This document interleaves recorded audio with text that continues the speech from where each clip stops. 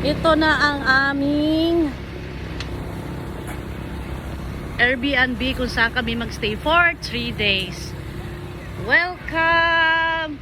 Charcoal! I love Charcoal! Zambales.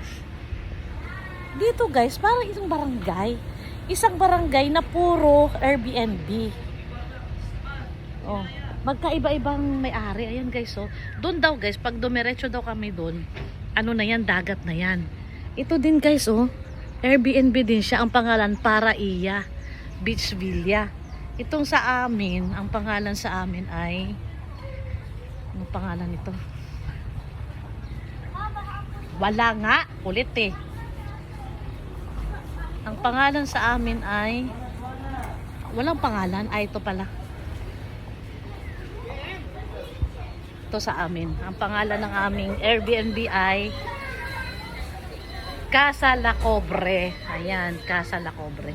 Alam nyo guys, nasa dagat na talaga kami. Bakit? Ayan o, buhangin na siya. Ayan.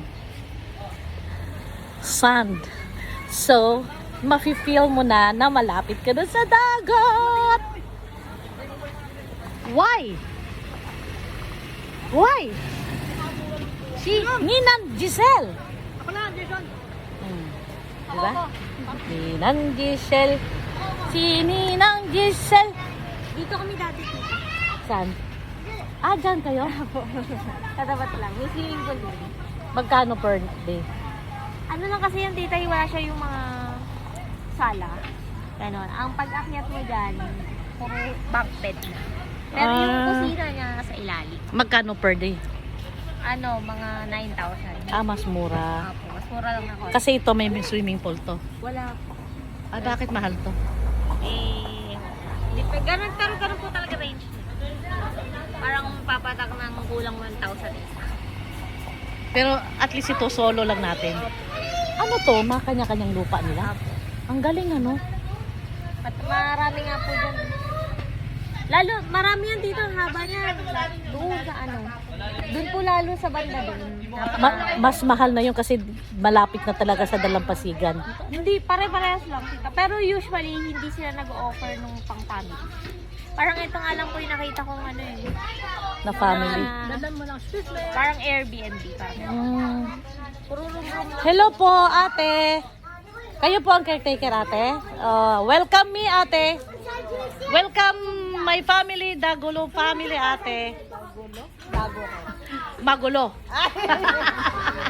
Magsama tayo, ate, for 3 days. Ano pangalan mo, te? Edna. So, si Ate Edna ang makakasama namin sa kaguluhan for 3 days. Oh, ito yung kusina, ate. Galing. This is our kitchen. Guys, mamaya, bibigyan ko kayo ng tour. Hawak ko lang si Butsiki at inaayos lang ang parking ng dalawang kotse kasi dalawang sasakyan kami. Ayun na, nagtakbuhan na.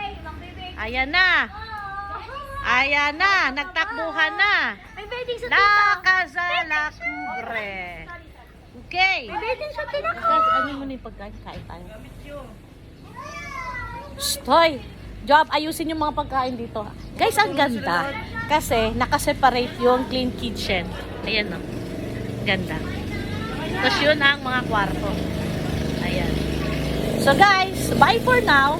Babalik ako mamaya for the tour. Okay, bye!